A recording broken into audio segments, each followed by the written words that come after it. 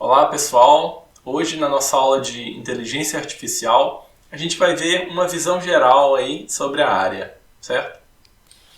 Então esse aqui é o nosso roteiro da aula de hoje, certo? E nessa aula de hoje eu vou, depois que fizer uma introdução e apresentar para vocês o que é a IA, a gente vai ver aí 4 estratégias diferentes, né, de se pensar na IA, que é a gente pensar como humanos, agir como humanos, pensar racionalmente e agir racionalmente. Em seguida a gente vai ver um pouco sobre a história da IA e por fim vou comentar sobre algumas aplicações. Então, primeiramente, o que é a IA, certo? Quando a gente pensa em inteligência artificial, acredito que a primeira coisa que vem à mente são os filmes de ficção científica, né? Aqui a gente tem o R2-D2, o Agente Smith, e em alguns, acho que na maioria desses filmes, a IA é vista como um ser, né, que provavelmente vai dominar a humanidade e nos escravizar, né? Pode até ser que isso aconteça, mas a gente vai ver aqui que ainda vai demorar um pouco. Então, aqui a gente tem algumas definições do que é a IA, tá? Elas são, a gente vai ver, um pouco diferentes, mas todas elas estão corretas. Então, eu vou ler aqui para vocês. Então, na definição do Hauge Land, de 1985, a gente tem aí que é um novo esforço para fazer os computadores pensarem, né? Máquinas com mentes, no sentido total e literal. Na definição do Kurzweil, em 1990, IA é uma arte de criar máquinas que executam funções que exigem inteligência quando executadas por pessoas. Tá? Já em 1985, o Charniak e o McDermott, né, fizeram uma definição que é a seguinte, que a IA é o estudo das faculdades mentais pelo uso de modelos computacionais. E o Pooley, em 1998, definiu que a inteligência computacional é o estudo do projeto de agentes inteligentes. Como eu comentei com vocês, nenhuma dessas definições está errada. Elas só estão observando a IA de uma perspectiva diferente. Tá? Então tudo isso, essa perspectiva é definida de acordo com o propósito que a gente está criando esses agentes, certo? Que são a nossa inteligência artificial, os agentes que possuem inteligência. A gente pode pensar nesses agentes como que a gente queira que eles pensem como nós, humanos, ou a gente pode querer que eles pensem de uma forma racional. Aí vocês podem estar se perguntando, mas os humanos não pensam de uma forma racional? Não necessariamente. Por quê? Nós, humanos, podemos tomar algumas decisões que não sejam racionais. Por exemplo, eu posso tomar uma decisão de comer alguma coisa hoje que não vai fazer bem para a minha saúde. Tá? Não é uma decisão racional, mas eu estou pensando dessa forma como um humano. Ou também eu posso pensar nesses agentes de forma que eles vão agir como humanos, né? Ou eu posso pensar neles como agentes que vão agir de uma forma racional. Então vamos ver um pouquinho aqui sobre cada uma dessas estratégias ou perspectivas. Além disso,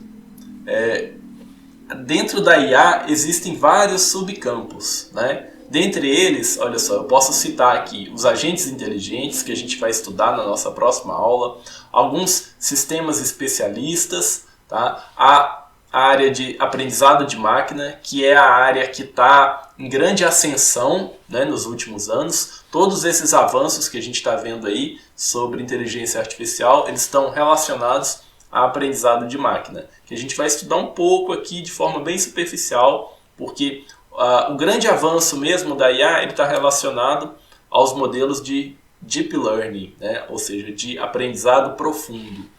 E também subcampo de processamento da linguagem natural, tá? Que a gente não vai conseguir abranger aqui. E o raciocínio dedutivo e outras sub-áreas. Tá? Por exemplo, o aprendizado de máquina, a gente poderia ter uma disciplina aí só para estudar o conteúdo de aprendizado de máquina e mesmo assim não seria um conteúdo abrangente, né?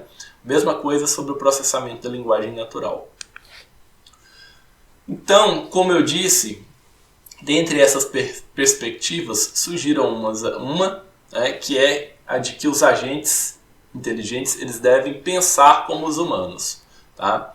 Então, para isso surgiu a modelagem cognitiva nos anos 60, né? Que tentava aí construir teorias precisas e que pudessem ser verificadas, né, sobre os processos de funcionamento da mente humana, certo? E para validar esse estudo, como que era feito? Tá? A gente tinha aí uma abordagem top-down, onde a forma de validar seria tentar prever e testar o comportamento humano. Tá? Então você tinha que analisar o comportamento humano. Isso que eles chamam de ciência cognitiva. Essa é a abordagem top-down. Na abordagem bottom-up, de baixo para cima, o que aconteceria? Você teria que fazer uma identificação direta dos dados neurológicos, né? Essa é a área de estudo da neurociência cognitiva. Então, para isso, você poderia pedir para que uma pessoa usasse, por exemplo, uma touca, né, para analisar as sinapses do nosso cérebro, o comportamento do nosso cérebro. Tá? E hoje em dia essas áreas são áreas separadas da IA. E outra perspectiva aqui é a de que os agentes inteligentes eles deveriam agir como nós humanos, certo?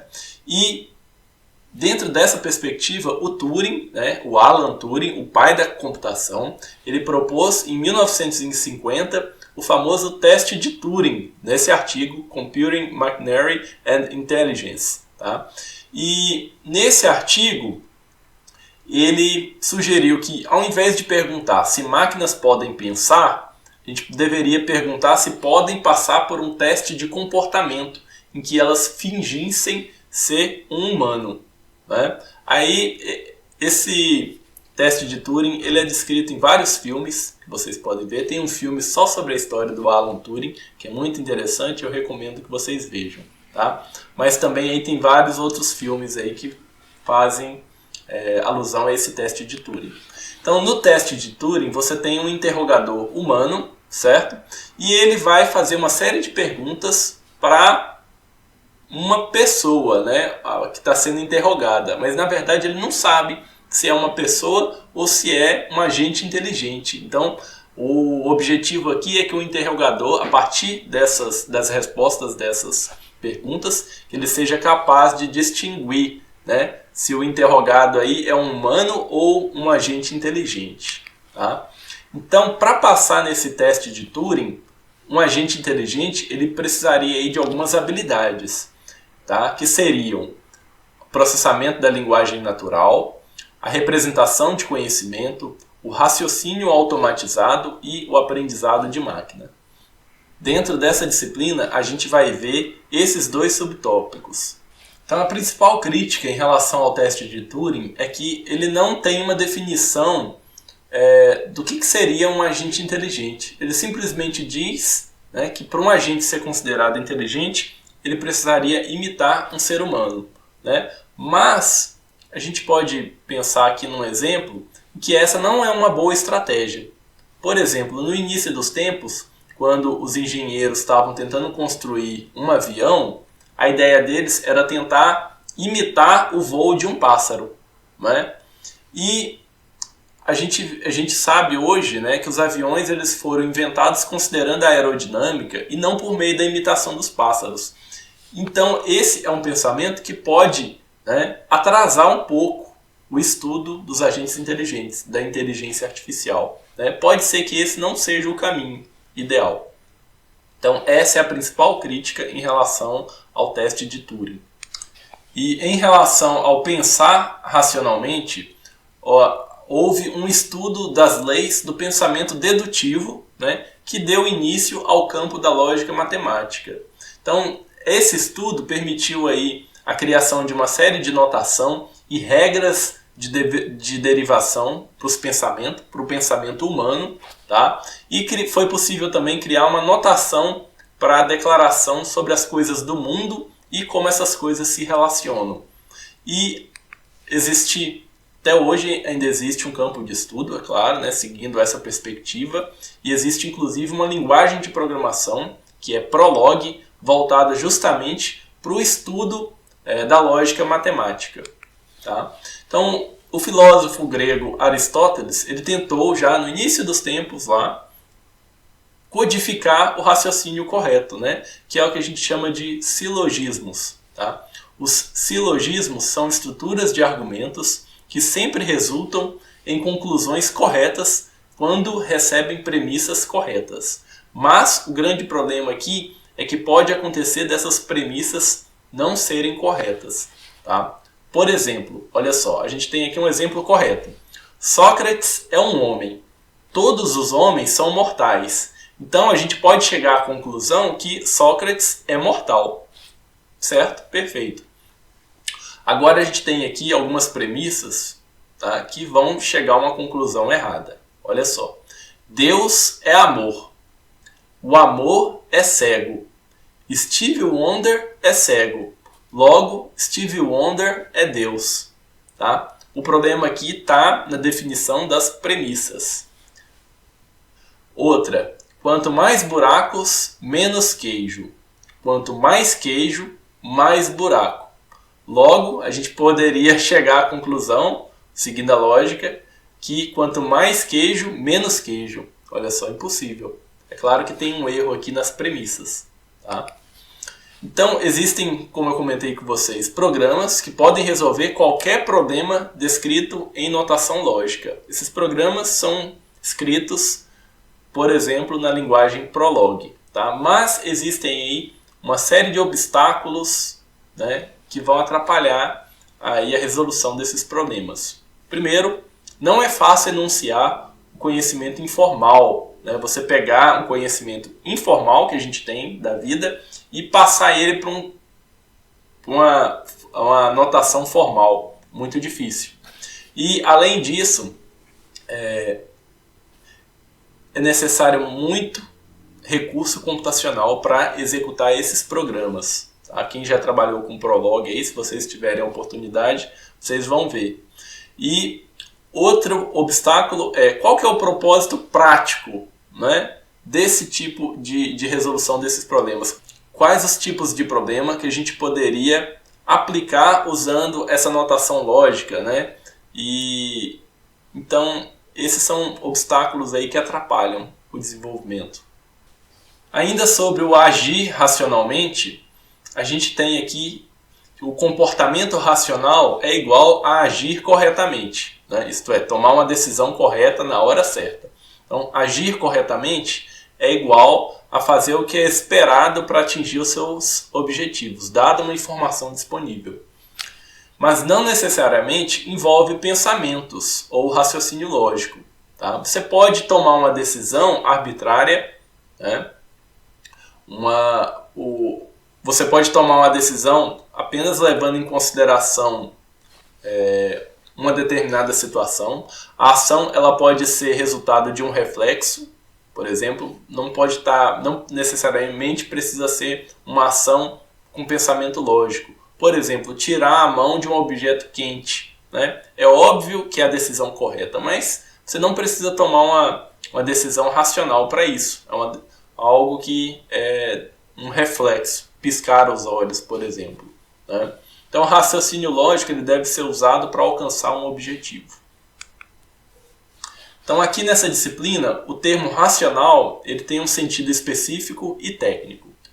Racional diz-se daquele agente que maximamente alcança objetivos pré-definidos. E a racionalidade apenas diz respeito às decisões tomadas pelo agente e não ao processo de raciocínio. Tá? Então, e os objetivos eles são expressos em termos da utilidade dos resultados. Né? Então, ser racional significa maximizar a utilidade esperada. Então, olha só, ser racional é maximizar a utilidade esperada. Uma utilidade é uma função que descreve os objetivos de um agente, né? Resumindo o slide anterior. Partindo agora para o estudo da história da inteligência artificial, vocês vão ver que a inteligência artificial está relacionada a diversas outras áreas, como a filosofia. Aristóteles e outros filósofos já estudavam, tá? Na matemática, por meio da lógica, da probabilidade, da otimização, na neurociência, por meio do estudo dos neurônios e da adaptação do cérebro, na economia, por meio da racionalidade e das teorias dos jogos, na teoria de controle, na psicologia, por meio do estudo do aprendizado e dos modelos cognitivos, e na linguística, por meio das gramáticas, representação formal de significados. Agora vamos ver aqui um pouco sobre uma linha do tempo sobre a inteligência artificial, tá? O primeiro estudo sobre a inteligência artificial surgiu no pós-guerra, né, no início dos anos 40, no artigo científico do McCulloch e Pitts, tá, que já tentava modelar o cérebro por meio de circuitos booleanos. E em 1950, o Turing apresentou o artigo, que eu comentei com vocês, sobre o teste de Turing, certo? E entre 1950 e 70, houve um grande avanço dos métodos utilizando IA. Tá? E em 1950 surgiram os primeiros programas, né? Por exemplo, jogando xadrez e algumas provas de teoremas utilizando agentes inteligentes. Em 1956 houve um encontro nos Estados Unidos proposto por John McCarthy, tá? Lá em Dartmouth. E nesse encontro, o que aconteceu?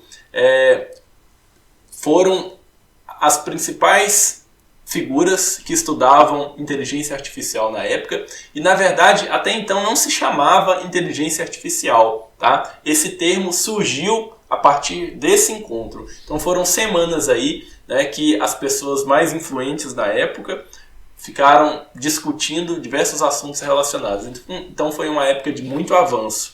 E entre 1970 e 1990 houve aí os primeiros estudos, né, baseados em conhecimento, onde você tinha os sistemas baseados em conhecimentos, e houve um boom dos sistemas industriais especialistas, isso em 1980. E o que aconteceu? A partir de 1990, entre 1988 e 1993, houve aí um